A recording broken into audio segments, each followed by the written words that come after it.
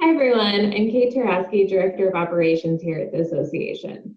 The Operational Sustainability Award is given to an American Public Gardens Association member garden or coalition of gardens in recognition of their outstanding dedication and achievements in promoting sustainability through their programs, operations, facilities, and/or research. Factors in selecting an award winner include influence, innovation, and applicability to the public garden world and beyond. In 2019, this year's awardee conducted a full sustainability audit to identify areas of concern and improvement. The gap analysis of the focus areas identified goals for the garden aligned with the Association's Sustainability Index. Garden programming grew to include sustainability topics, which spurred the development of a voluntary staff green team that meets monthly to implement internal changes, especially in energy and waste reduction. The Association is pleased to present this year's Award for Operational Sustainability to Bok Tower Gardens in Lake Wales, Florida.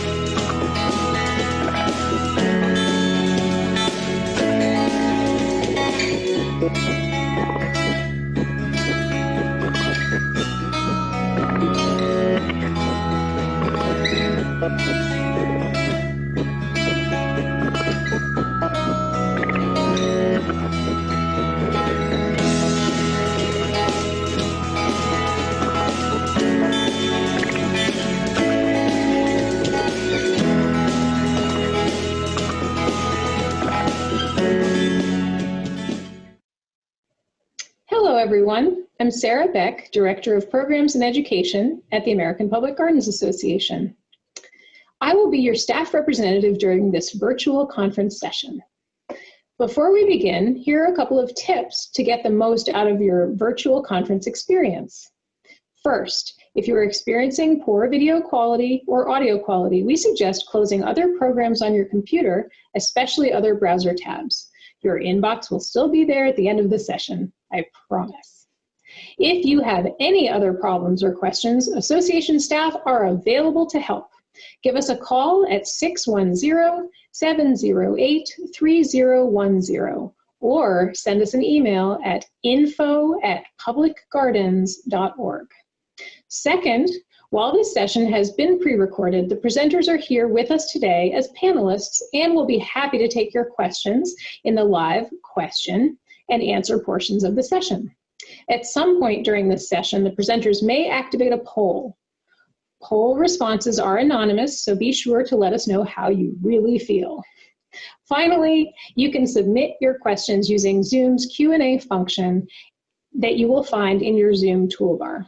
Questions can be submitted anonymously. You can also upvote other questions to indicate you would like to hear them answered. We will try to answer as many questions as we can during the live Q&A portion of this session. Some questions may be answered directly through the Q&A feature. Thank you, and enjoy today's session.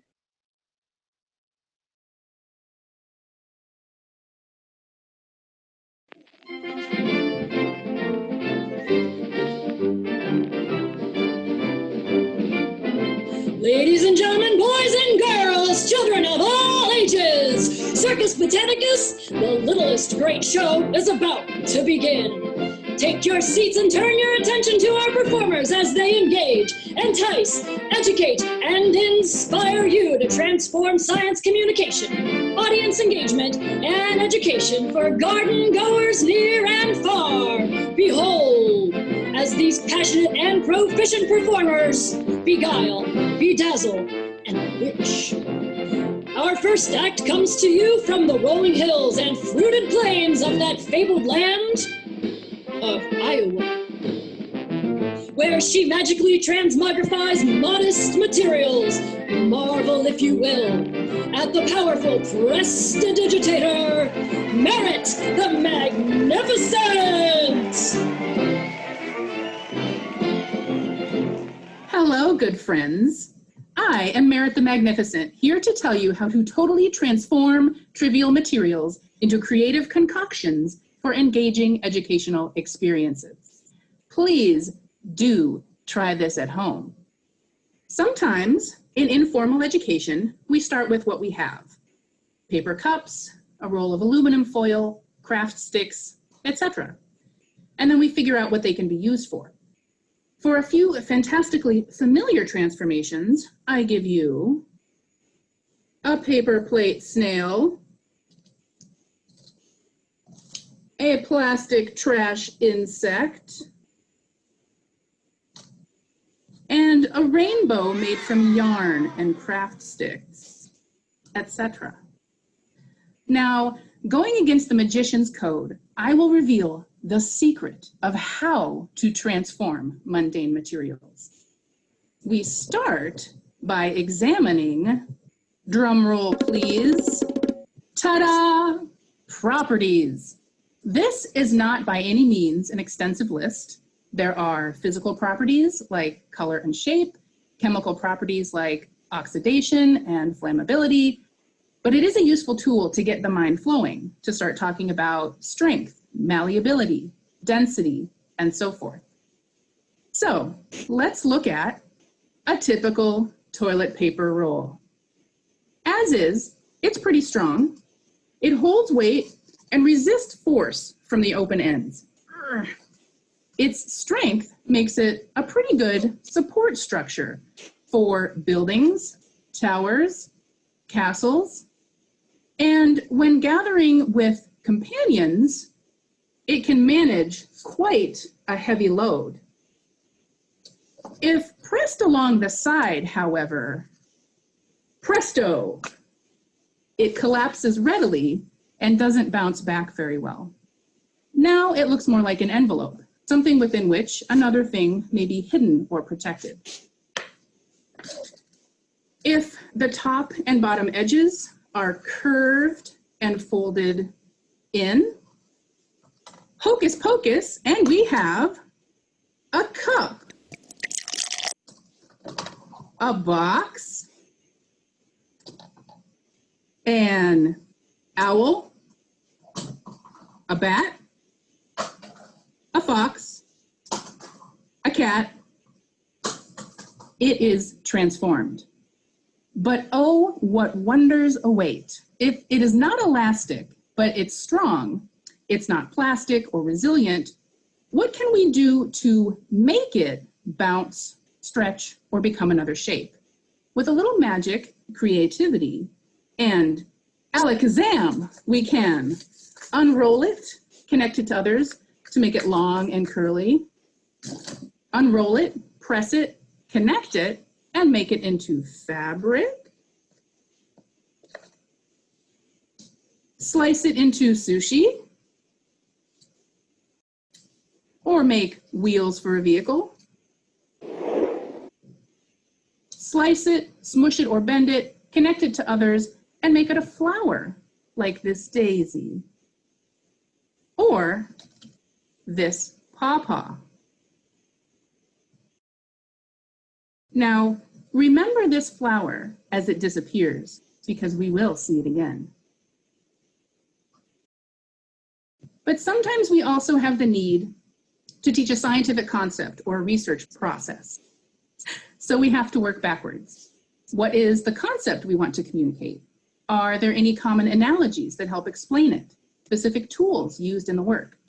What common materials might we use to demonstrate these analogies, or make replicas of tools or objects, or illustrate properties of different materials? For example, we may wish to talk about polymers. Here at Circus Botanicus, we have a lot of balloons floating around. Almost the opposite of a toilet paper roll, what are the balloon's properties? First, it's flat-ish, but elastic and stretchable. It's waterproof and floats, so might make a good bibbity-bobbity boat. but it's also soft and resilient. It holds its original shape pretty well.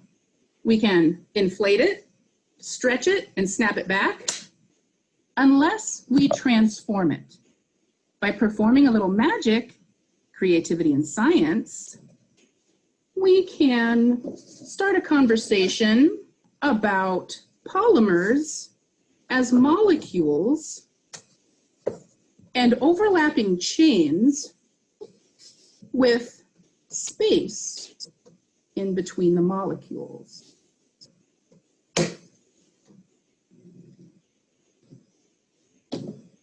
We can also, Shazam, fill it with something, anything, to make it a container.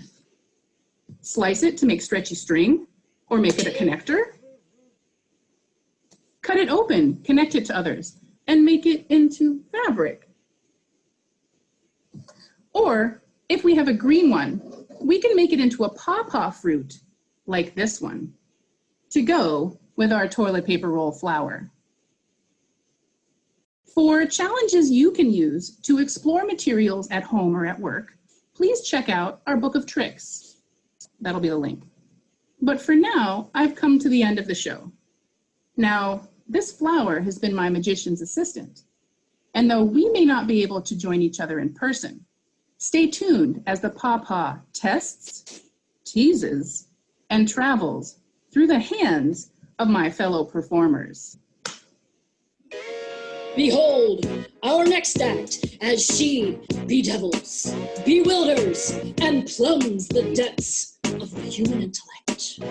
The all-seeing, all-knowing great brain boggles the mind of those from 2 to 102 of men and fools. Hello, I am the all-knowing great brain, here to celebrate knowledge. Welcome to Botanical Brainiacs Trivia, where we test your familiarity with plant science, how plants sprouted in culture, and so much more. At the U.S. Botanic Garden, we work with a local pub trivia company called District Trivia. You probably have a similar trivia company in your area. We have a few principles we keep in mind to make sure trivia meets our educational mission. Follow along with me for 3 questions, and I will give you a glimpse into the way we entice, engage, and educate our visitors through trivia. First, important principle. It is important to offer a mix of questions inclusive of many different types of knowledge. You should be able to engage budding learners all the way to full-bloom experts. Now, for question 1, in the Moana song, Where You Are, which tropical fruit and tree do the village people describe as, that's all we need?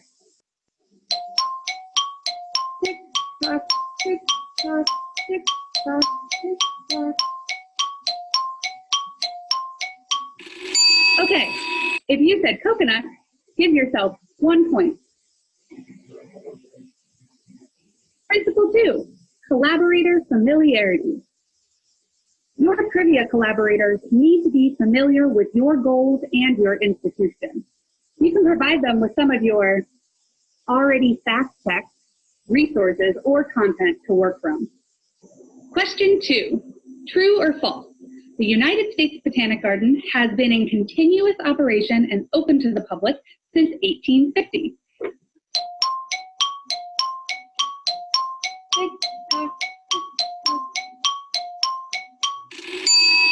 That is true. Extra bonus info, the garden did move in 1933, but just across the street. If you said true, give yourself 1 point. Principle 3, plant science accuracy.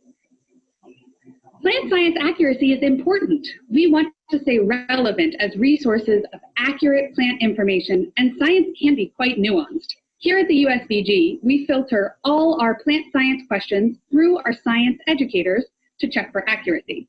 Our trivia collaborators, District Trivia, provide wonderful information in areas outside of our general expertise. With that, Question 3. Pawpaws, also known as custard apple, Quaker Delight, or the hipster banana, are considered the largest edible fruit native to North America. What type of fruit do these trees have?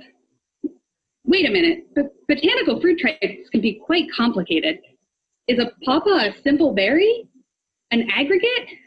We might need to inspect a close-up of a pawpaw ovary to be sure. Okay, how can we change this question so our fearless trivia participants don't get bogged down with something that might baffle professional botanists?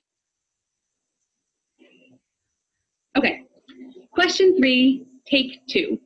Pawpaws, aka hipster banana, etc., are considered the largest edible fruit native to North America. This fruit belongs in which plant family?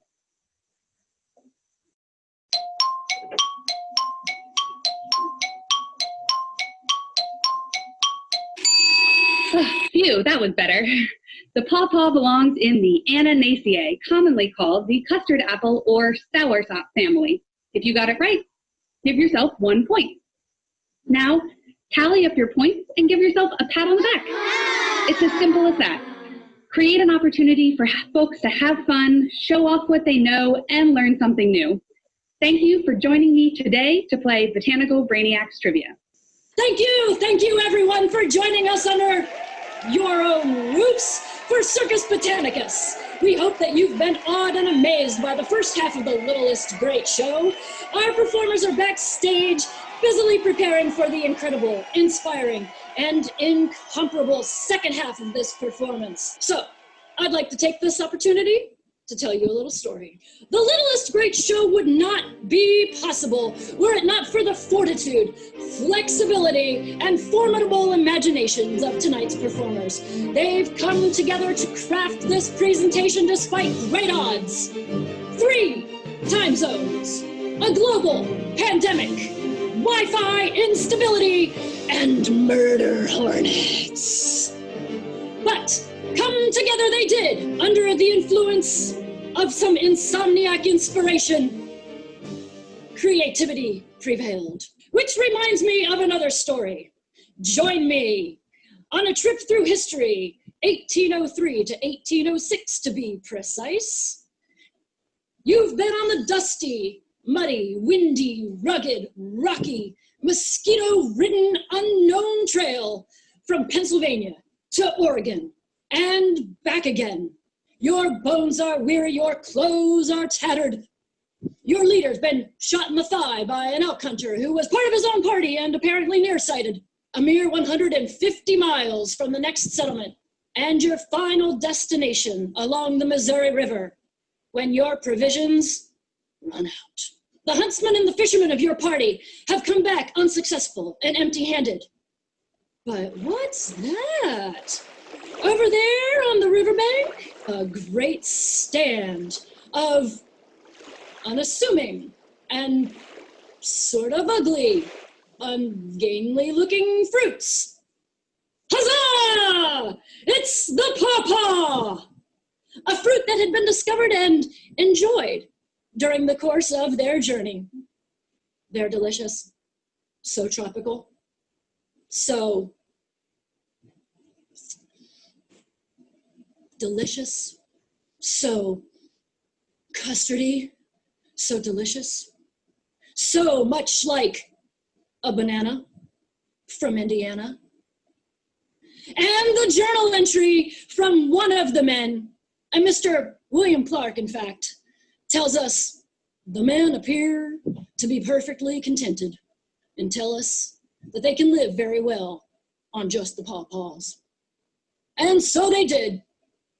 These indescribably tasty, like literally, like, I don't know, they're kind of like melony, kind of mango-y, kind of banana-y, kind of pineapple vanilla, sustained them for the rest of their journey. So let me guide you then on the remainder of your journey with me before we reach our final performance. My little story about pawpaws and their importance to the fate of the famous Lewis and Clark expedition, as well as my role here as the ringmaster, is a way for you to reimagine and recraft your garden tours. I'd like you to think of yourselves as that ringmaster, that storyteller. So how do you do that? Well, let's start with my own alliterative act. Tracy's top tips for transforming your tours today. Tip number 1, edit ruthlessly. Focus only on what you can see now. And do this after you eliminated about 90% of your plant collection. I know we're all plant lovers and every one of the plants in our collections is interesting. But for your guests, what's going to be most interesting is something that's happening before their very eyes. That could be flowering, that could be fruiting, not something that they would have seen had they been here 6 months ago, only what you can see now. And from amongst those plants, pick just a few interesting, unsung, underdog members of your collection. That's where the interesting stories are. Skip the classics. Because like the circus, we're looking for an act that is unusual, exciting, something they've never seen before, something that they're going to go home and tell their friends about. You don't want to do the same high wire act because they've seen it, and they might know of a garden that also has a higher wire act. You want to leave them with a memory of that experience. Tip number 2, work backwards. Now, I'm not talking about walking backwards. We have seen those tour guides who do, and it's a nice trick if you can do it. But what I am saying is think about this tour, not from the perspective of what you're supposed to do as a tour guide, but think, what are they not expecting to hear? What are they not expecting to see? A salacious backstory, perhaps? Some parts of the plants that they don't normally look at? Or if it's a group that you know something about, what might they like to hear? Change your perspective. Change your angle of approach. Think about perhaps a concept that you're trying to communicate. Think either very big or very small to accomplish this. Perhaps a little detail that goes unnoticed, or a big universal concept that everybody can relate to. Tip number 3, make it social. Even in these days of COVID, when we are doing things socially distanced, you can be distantly social. In small groups, it's easier to interact directly with them, and it's easier for them to interact with each other. Audience participation is a great way to be social. Have them do activities, challenge them, ask them questions, ask them to notice things like you would with a kid, because all of us used to be kids. Hands-on activities, sensory elements, that becomes more social because then the people, if they're not engaging with you or each other directly, they're engaging with the experience and movement. If you can incorporate some kind of movement, some kind of rhythm, some kind of action, that engages more of their brain, and more of their brain and more of their bodies that are engaged, the more deeply they're involved with your story and with your garden and with the experience of having come to visit. Join us now on a jubilant journey into the amazing, the amusing, the astonishing, the scintillating, the salacious and saucy. You'll clutch your pearls at the titillating tomfoolery and daring do of the littlest great shows, Dandelion. Hello, everyone. Let's start with a story. At the touch of his chitinous shell, I quiver and gasp. He walks around me again, trailing his proboscis around the middle of my petal. On his second circuit, he suddenly flicks his proboscis and hits me underneath my stigma, against my nectary. A shock runs through me, and it's the sweetest, strangest hedonistic feeling. My perianth convulses at the sweet stinging bite. My nectary swells and gushes from the assault, and I quiver, shedding my pollen. Oh, I'm so sorry.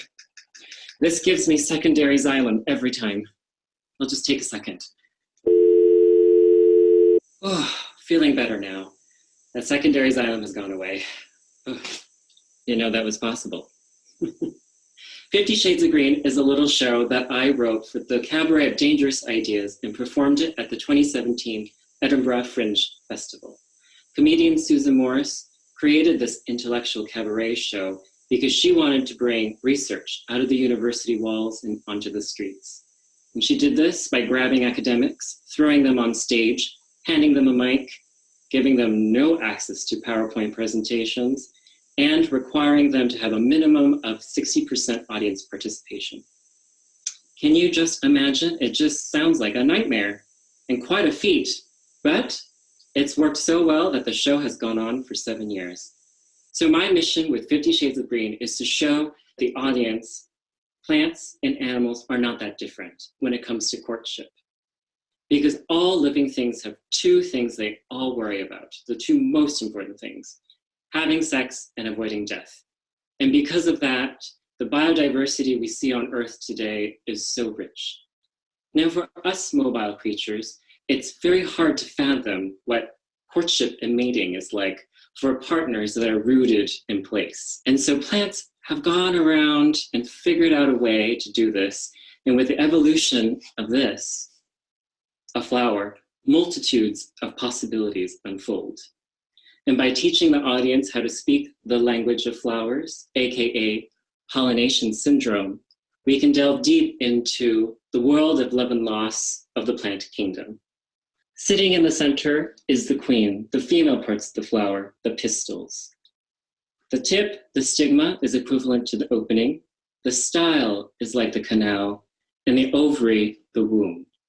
And around her sits her supporting actors, court jesters, the male parts, the stamens. The tip, the appendage, called the anther, carries all the pollen, equivalent to the testicles, and the filament, that stalk, is equivalent to the male ego. On the outside, you've also got these lovely parts, the petals and the sepals, and they're equivalent to the undergarments that protect and accentuate our most tender parts. So having both male and female parts together in one flower is ideal. It's advantageous, especially if you've got to do it alone in a pinch. But that's not ideal because nothing good has ever come from inbreeding.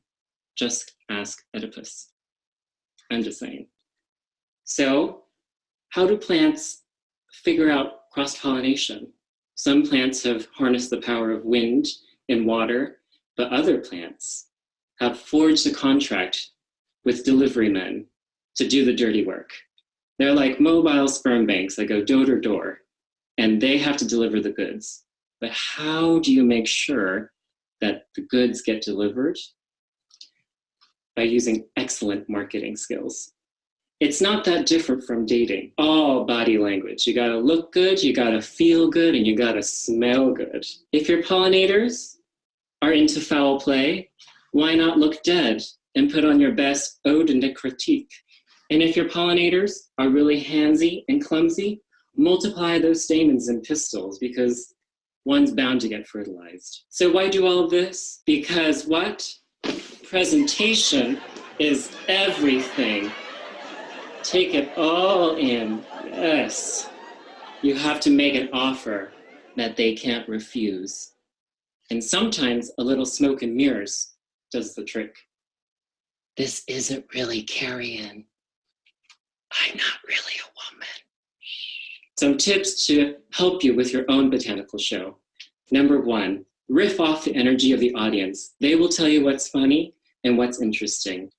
If it works, lean into it. If it doesn't, let go. Second, use the element of surprise because it can help break up really dense, nutritive, informative parts of your show, and it'll keep the energy up and you can carry the audience through. Third, props are so important. They can help drive a point home. And though I'm not a size queen, but the bigger the prop, the better. And finally, just like pollination, teamwork makes the dream work. So partner up with a writer, a local comedy club, or an improv theater, because you have the knowledge and they can help you deliver it.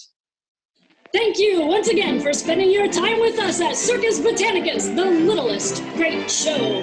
From all of us to all of you, may all your days be circus days.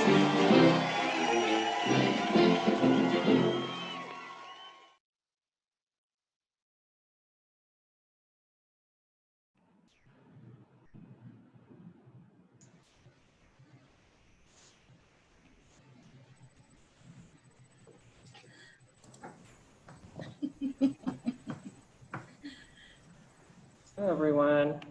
Okay. I guess we have one question. Who's your audience and how do you deliver these ideas? So I saw Sarah answered it in text. And would you like to go next, Tracy, and then Elizabeth, and I'll finish? Sure. My audience is primarily a youth audience. So I work mostly with elementary students because those are the students who take field trips to our gardens. But we also do work with high school students and some college students. So my storytelling and motion and emotion works really well with elementary students. But I introduce these storytelling elements to adult audiences as well. It actually plays really well with grown-up audiences, mostly because they feel like they're getting away with something and they're enjoying something that harkens back to their childhood where they get to have fun and they just get to play when they're in the garden. Okay, Elizabeth? Yes. So my audience at the U.S. Botanic Garden is that I primarily work with adult programming. So when we originally conceived of Botanical Brainiacs, we planned an on-site program, 21 and over, with alcohol involved in the program. And then we only got to do one in-person instance before it was time for us to do all online programming. So the really interesting shift we've had is since we started this online programming, we're seeing a very different audience. We have families tuning in to play together. And when I say that, I mean families from kids up to adult families who are across the country. So it's been a really interesting mix for us, though we do still aim the questions at an adult audience. When I was writing 50 Shades of Green, I was thinking my audience would be mainly young adults, some teens, up and to whatever age. So I wanted something that was informative, but fun and fresh and a little risque to bring people in, because as we've learned from nature and from our advertisements, sex sells. And so I try to incorporate as much silliness and fun and pop culture as I can and try to twist it so that it fits the topic at hand, which is pollination syndrome. Okay, another question from anonymous attendee.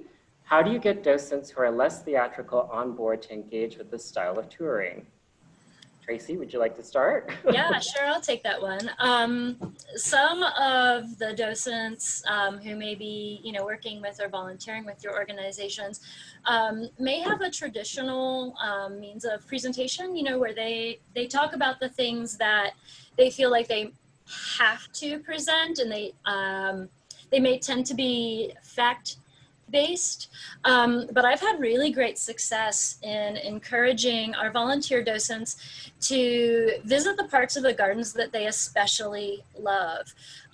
There are, as many plants that are interesting as there are docents, if that makes sense. But they all come to your garden with a certain amount of expertise or enthusiasm for something.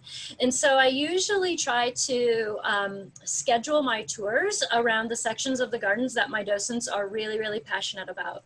A lot of our docents have, years and years of experience. And so sharing their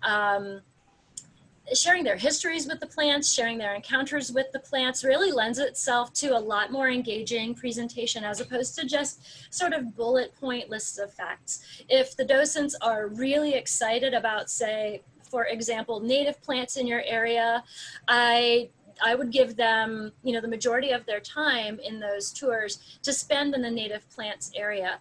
That might mean that you've missed a big chunk of your garden, but because they're so excited and they're so enthusiastic, they tend to be more animated when they talk about something they love anyway.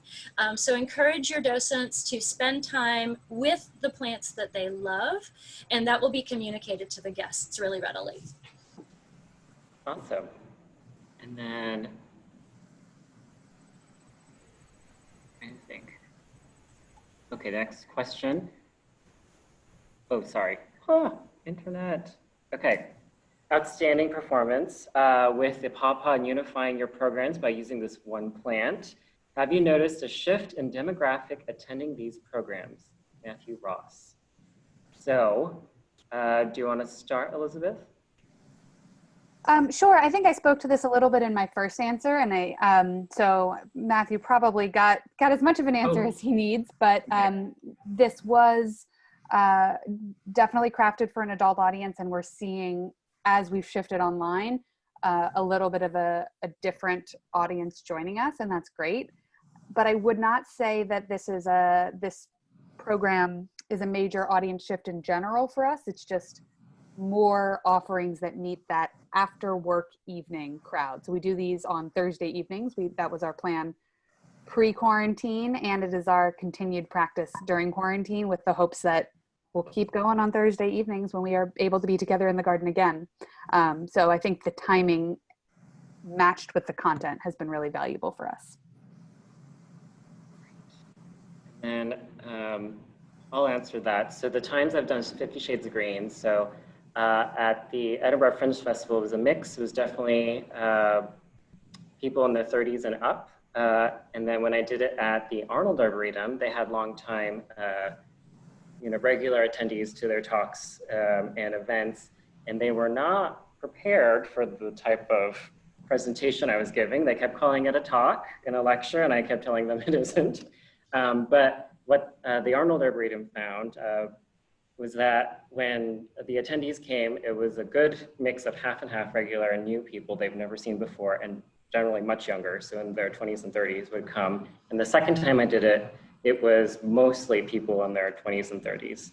So that was exciting. And when I was at Filoli, again, it was kind of a mix between slightly older demographic and much younger demographic. So I think what I've written and try to do seems to appeal to that kind of young adult and up.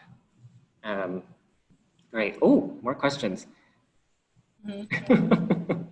I'm trying to be a good moderator, so thanks for being patient. Yeah, Terry, I think we could combine two of these, and I think they are mostly asked towards you and 50 Shades of Green, so I will ask them and you can answer. Great, thank you. So somebody asks, how do you get buy-in for these kinds of interactions if it's not part of your organization's brand or culture? And I think we can tie into that this other question. Have audiences ever reacted negatively to the playful nature of these presentations, or is that rare? So if you can answer that first, and then if the rest of us have something additional to chime in, I think we can add. I think the buy-in definitely depends on the institution, and usually the times I've done it, it's I've mentioned it in the institutions, like event coordinators or educators reach out and say, can we do this? I would love to do this. So that's how I've kind of approached it. And so there's that buy-in from the institution in that way. And have people reacted negatively? Not that I have seen, like no one's walked out any of the shows or anything, or gotten really like, offended or anything. I think the only time people are not as happy, it's specifically men when I make that joke about the male ego, but that's a whole nother topic. Otherwise, it's really well received that I found, so. I'd like to address the question of whether we collaborate with other organizations to put on the tours and programs, which collaboration has been most successful. I love a good collaboration, and I think the most successful program that I've done is I've collaborated with a local eco tour boat. It's called the Carefree Learner. It's a floating classroom which talks about the ecology of Sarasota Bay. We're located right on Sarasota Bay. And we happen to have a dock on our property, and I thought we need to use this resource. And so introducing sort of a combination tour, talking about mangroves and coastal ecology and how it relates to what happens in the water. And that has been really successful. We've seen a huge uptick in our attendees from the middle school and high school audiences because they get a chance to come and have fun, and they hear stories about what happens in the mangrove forest and who lives there and what do they do. And then they understand why plants are important to the larger ecosystem, to the economy, to their lives. And that has been super successful because the students have gotten a lot out of it. And then the fact that they have an opportunity to go on a boat afterwards is just sort of added to the appeal. You know, so I do recommend collaborations with other organizations and other institutions. I've collaborated with our local art museum as well as a way to sort of introduce various means of integrating arts and science. So art into science and science into art by using storytelling and by using motion and emotion. I'd like to jump in on that one as well. Ryman Gardens is a university botanical garden, so I am also all about the collaboration. We have a very small education department, so as much as we can pull from other resources, we try our best to do that. And my little presentation is not a program specifically, but it's how we approach different types of programming, especially our science communication fellowship, when we involve scientists, training them to basically translate their research to a general public audience through hands-on activities that are accessible to everybody. And so it becomes really key for us to partner with departments at the university. So Ryman Gardens is a department, which is kind of weird, but we partner with all sorts of departments. The ones you would think of, landscape architecture, horticulture, ag, and biosystems engineering, and all these things. But we also partner with like medical biosciences and mechanical engineering and some of these other departments that, because we sort of see ourselves as this sort of science center local, because there isn't one within, it's about 30 miles away. So we kind of take that on. And then, so having partnerships with these departments and with department deans and chairs becomes really important for us to communicate what we're doing and to bring in that audience when we do things like a Meet a Scientist event or those science activities showcase and things like that. So that has helped us as well.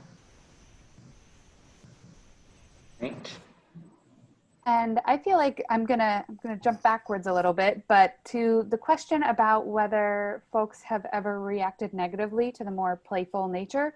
So sort of a tangent from that, but the most, if we were going to describe it as a negative reaction, sometimes folks come to Botanical Brainiacs and they're surprised that it isn't just a series of really intense plant science questions. So for us, that's been really important to try to message that in the ways that we describe the program. And to also continue, we're constantly playing with the question balance. I talk to our trivia provider weekly, 30% pop culture-y questions, 30% science questions. What do we think is the right mix this time?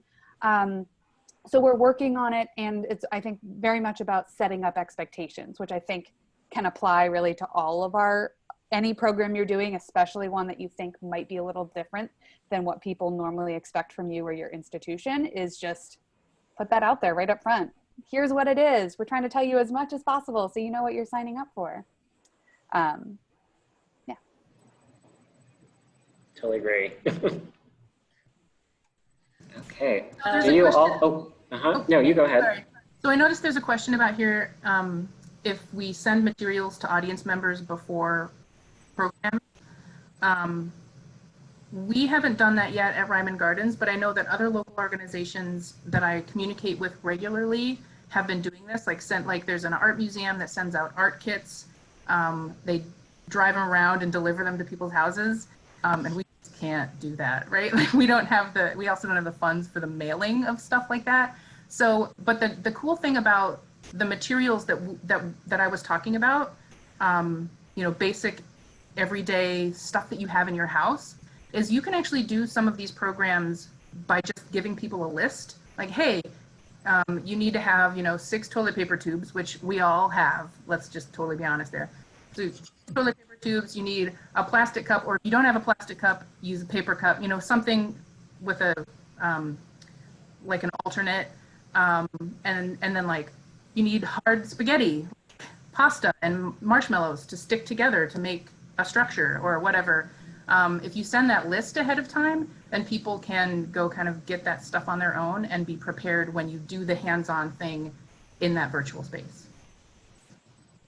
I think that leads perfectly to the question: do you need to change your style of programs after COVID-19? I think it's a yes for all of us. Yeah. Would you like to What talk? programs? Yeah. I think Yes. I can speak to that a little bit. Yes, we need to change our programs thanks to COVID-19, you know, with something like audience participation, you know, hands-on activities aren't really possible when we're all, you know, joining the program from, you know, our own spare bedrooms. But I think some of the concepts that we've presented are still really valid and possibly even more useful when it comes to creating virtual programs. So for example, like my tips to like edit ruthlessly and only focus on the really cool stuff. And that's something that I think will help in crafting your virtual programs because it keeps it interesting and keeps it moving along. People's attention spans, especially via video, are pretty short. So if you can just focus on like the highlights and make it extra interesting, make it sexy, right, Terry? To keep people's interest high, that sort of translates fairly well into remote learning, regardless of your audience. You know, something that they might not be expecting to hear, something that keeps them engaged, or maybe something that they're just dying to know, and you happen to hit upon it. I think is a pretty good formula for remote learning.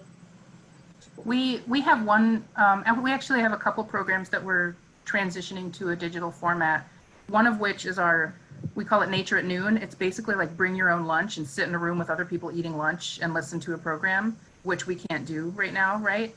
So we're going to do that as a Facebook Live instead, and have some of our program hosts that, you know, would be leading that presentation be out in the gardens, walking around and actually talking and showcasing that. So we're trying that Facebook Live piece, but then we also have a youth program that is a combination of kind of a family horticulture program with junior master gardeners. We're kind of collaborating on that with the 4-H folks from Extension at the university. And we're doing that through the free version of Zoom, right? Like we didn't want to pay the $15 a month to have extra Zoom. So we're just doing a 40-minute program, which means we're doing a video lesson in our garden space that the kids would normally be cultivating themselves. We're doing that video on like Thursday mornings. And then on Tuesday mornings, we have like a private Zoom that people register for in advance. I send out the email with the link to all the attendees.